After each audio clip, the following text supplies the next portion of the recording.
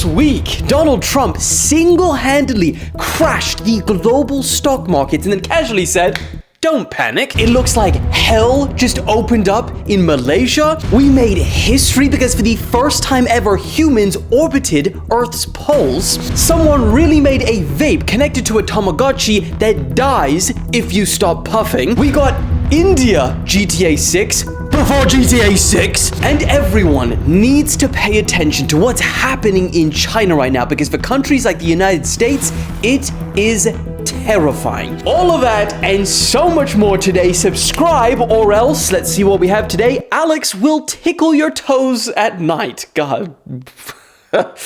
Goodness. Right, let's stop the yapping and let's... Still don't have a whip in Texas, but I've laid this out for us. Stop the yapping and let's get cracking.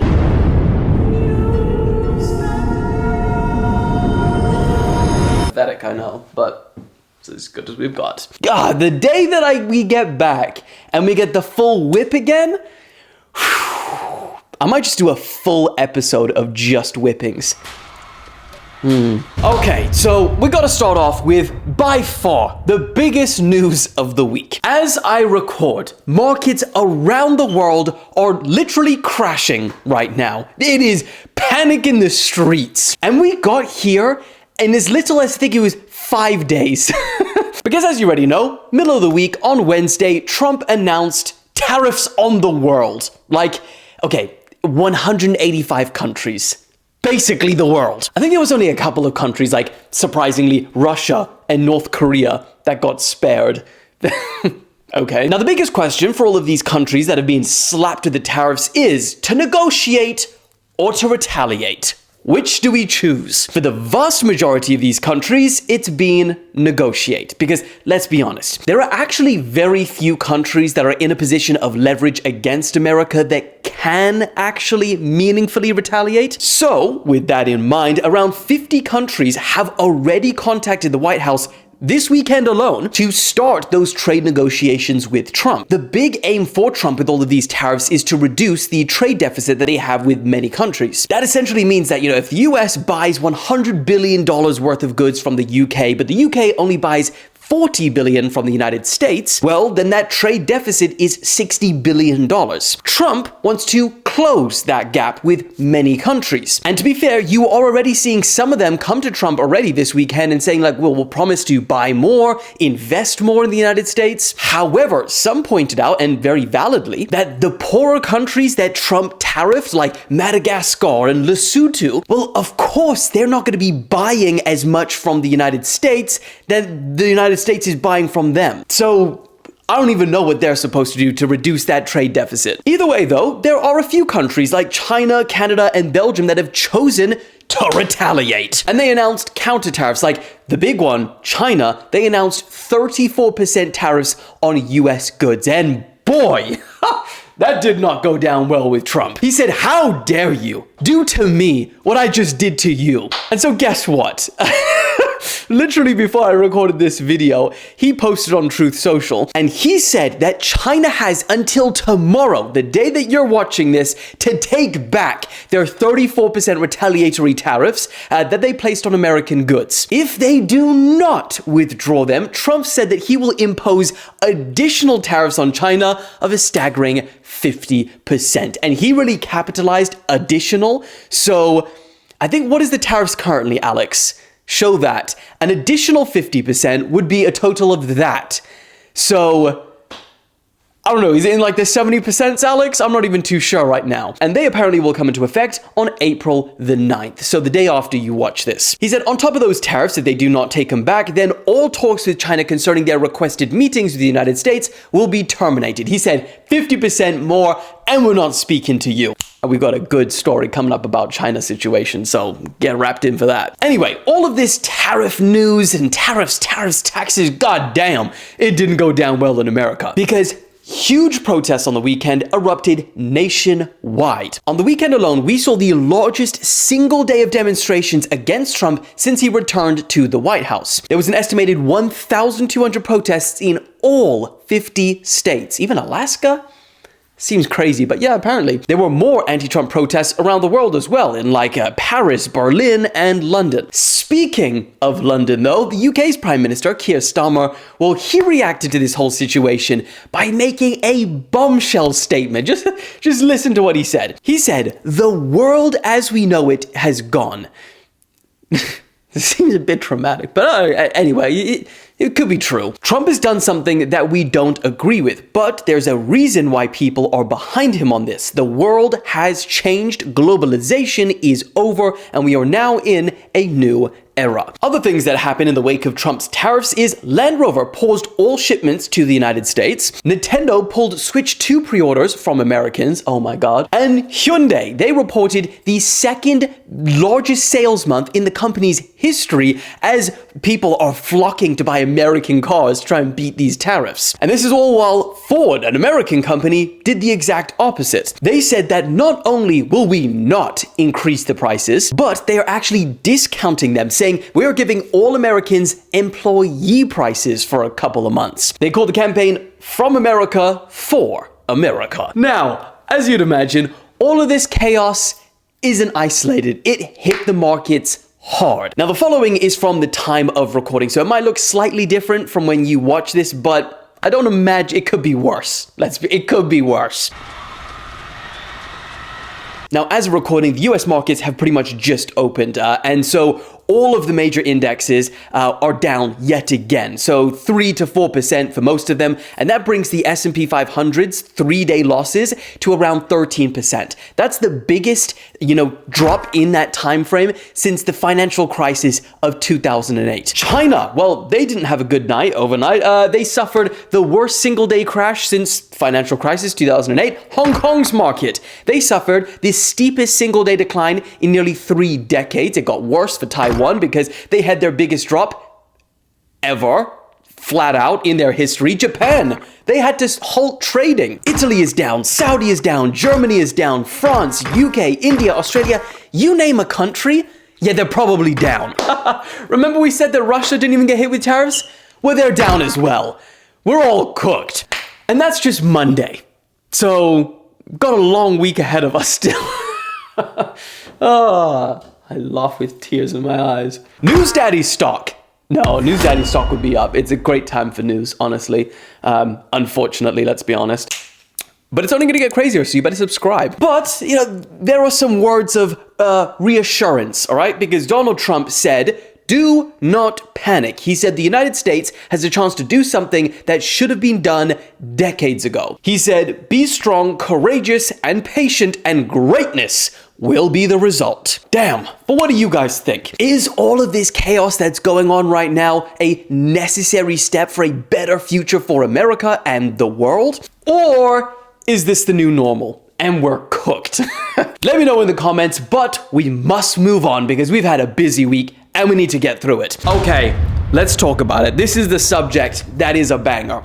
We need to talk about China because what's happening over there right now for many countries, mostly for the United States, but many countries, is terrifying. You see, for a while now, cheap corn casserole from China. Well, I imagine he's gonna blurp it out to be cheap corn casserole from China. Cheap corn casserole from China has been the perception of products coming out of the country for a while now, right? You see something made in China and you're like, puh.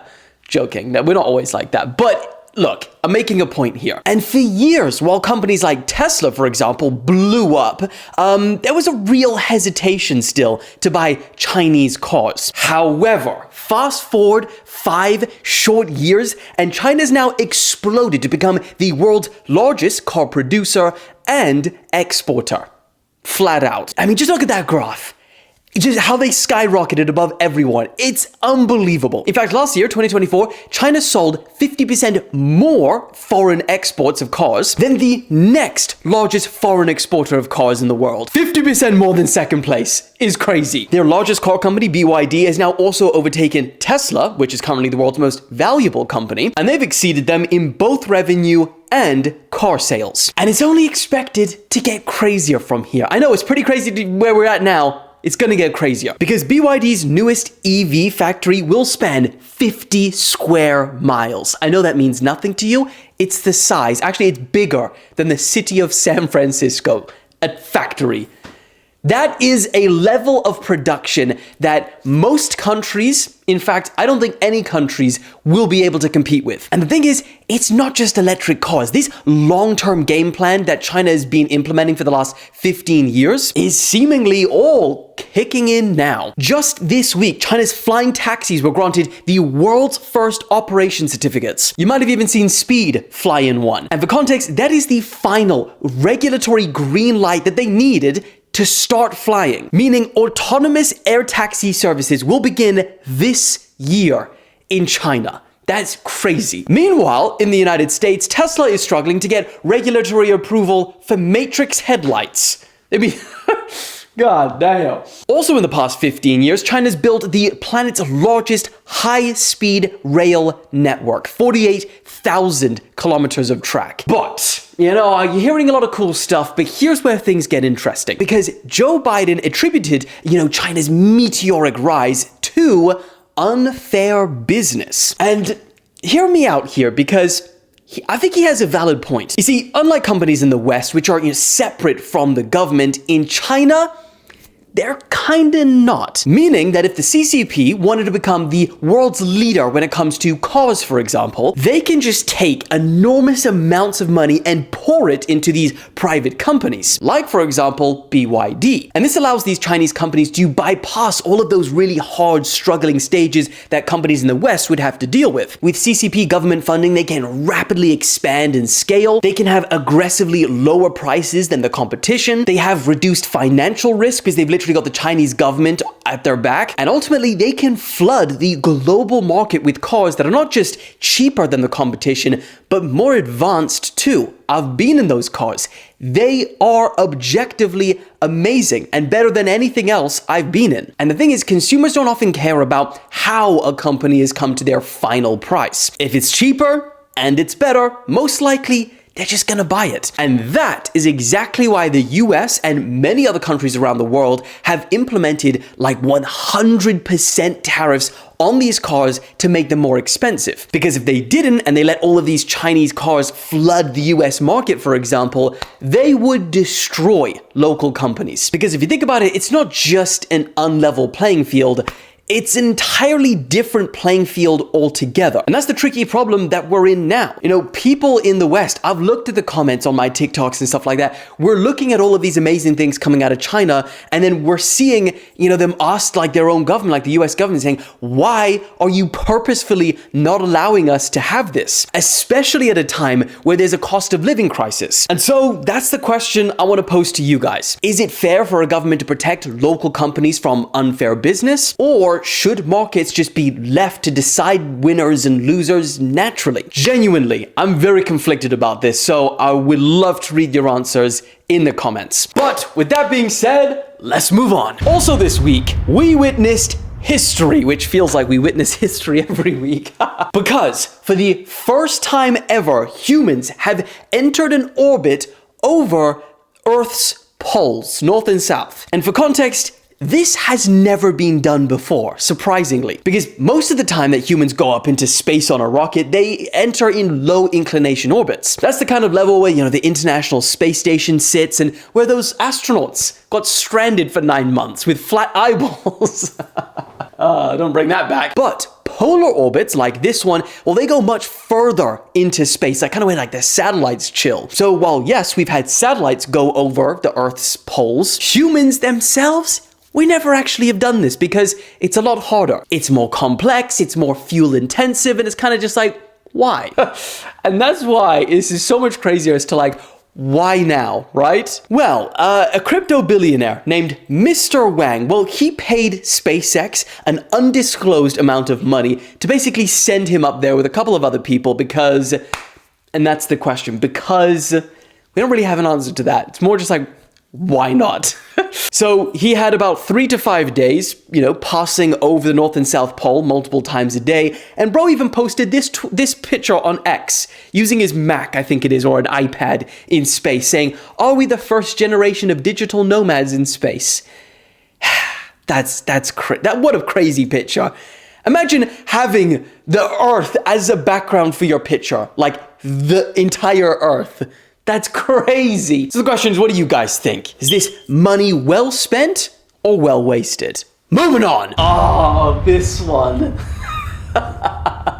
Do I even want to do this one? This one's so crazy. All right, yeah, screw it. We're doing it. This week, people really made a vape connected to a Tamagotchi. I'm sure you know that game. And the Tamagotchi dies if you don't puff on your vape.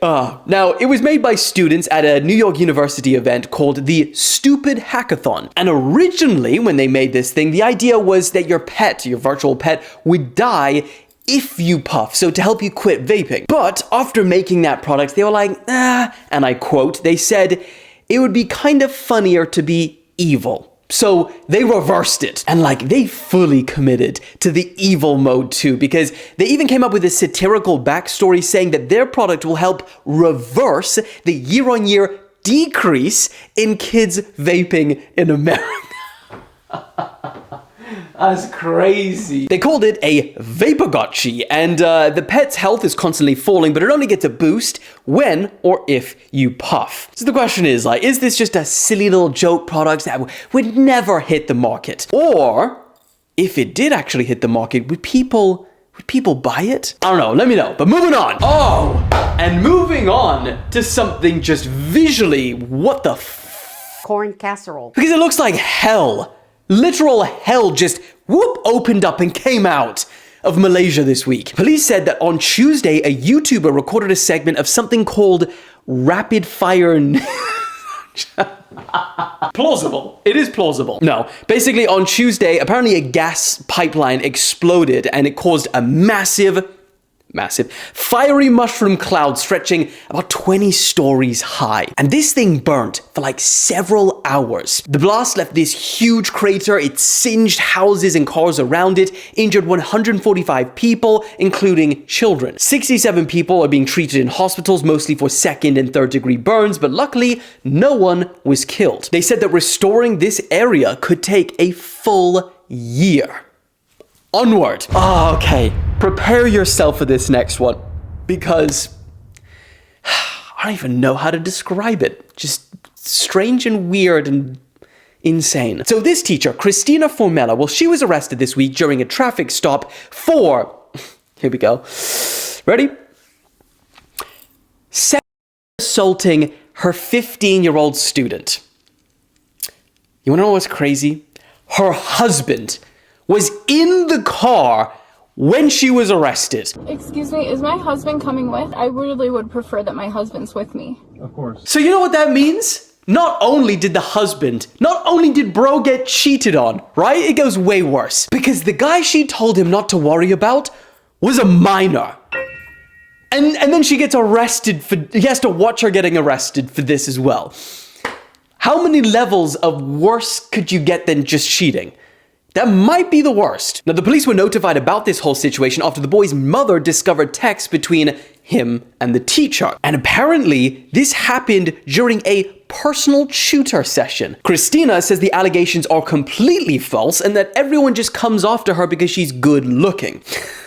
In court, she argued once like all of the text messages came out and stuff like that. You want to know her version of the story? She claimed that one day the boy grabbed her phone unattended and entered her passcode. He had then sent all of these messages to his phone. He then deleted the messages from her phone and then saved it to his phone as blackmail. Now, the 30-year-old special education teacher and football coach has been charged with multiple felonies, including aggravated criminal abuse with a victim under the age of 18 while being in a position of trust. Despite this though, Christina, after her booking, she was released on the condition that she has no contact with anybody under the age of 18 and that she does not enter the Downers Grove High School ever again. So the question is, do you think that the punishment would be the same if the genders were reversed or not? Okay, on that note and on that story though, I think it's time to open up hell again. But first, our three... Oh, the battery's about to die. Let me just change it quick. But first, our three sacrificial lambs who voluntarily offer themselves up to remind everyone watching to subscribe or else. Now, usually if this is your first time watching, you know, the public whippings are much more like fierce and severe and they actually come with a whip, but we're not at home at the minute, so just bear with. Alex, put him there. Put him there. Remember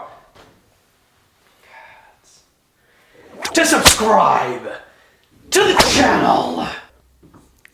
It's just not the same, is it, man? Alex, I don't know, there are some explosions when I do that or something.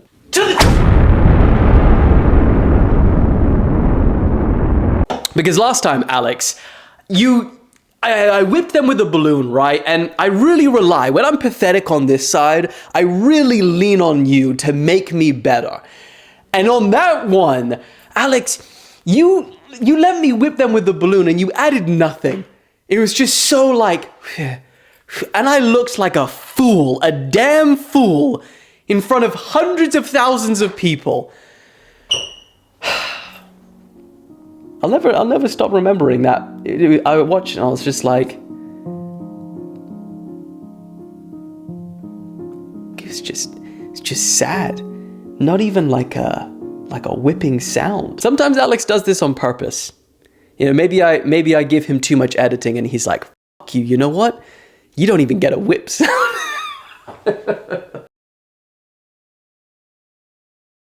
Subscribe! Oh my god, this feels lame. To the channel! Subscribe! Oh my god, this feels lame. To the channel! Subscribe! Oh my god, this feels lame. To... Alright, I think it's time for some... And to start off with, I'm sick of getting new things before GTA 6, but now we actually got GTA 6. But it's India GTA 6.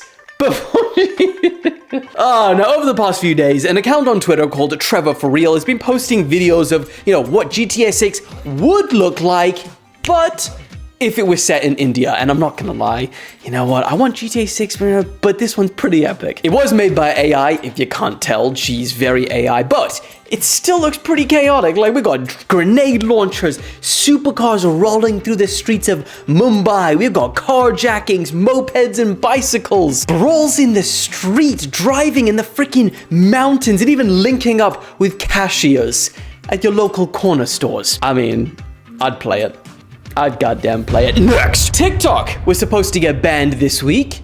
Again. But the reason hardly anyone spoke about it was because we knew it wasn't. Again. Trump signed yet another executive order delaying the ban by a further 75 days. So, it's just kind of like the drill now. See you in 75.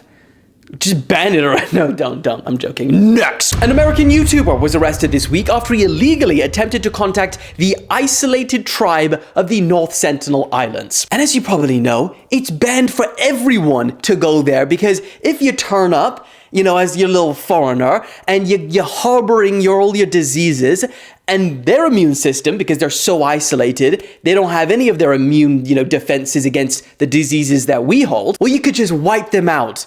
Like, this has happened multiple times throughout history. Anyway, despite knowing this, Mikhailo traveled there on a boat, and then he left a Diet Coke and a coconut as an offering. He recorded his visit, he collected some sand samples, and then departed. Local fishermen saw this shit, and they said, nah, report, police. He now faces charges that could result in up to 5 years in prison and a fine. And that is about that. That's your weekly wrap. I hope you enjoyed it. I'll see you for a single episode in the middle of the week sometime.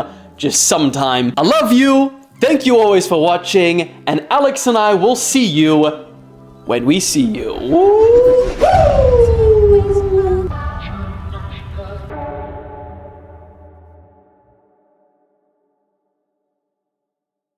Get out of the way, Fluff. Fuck off.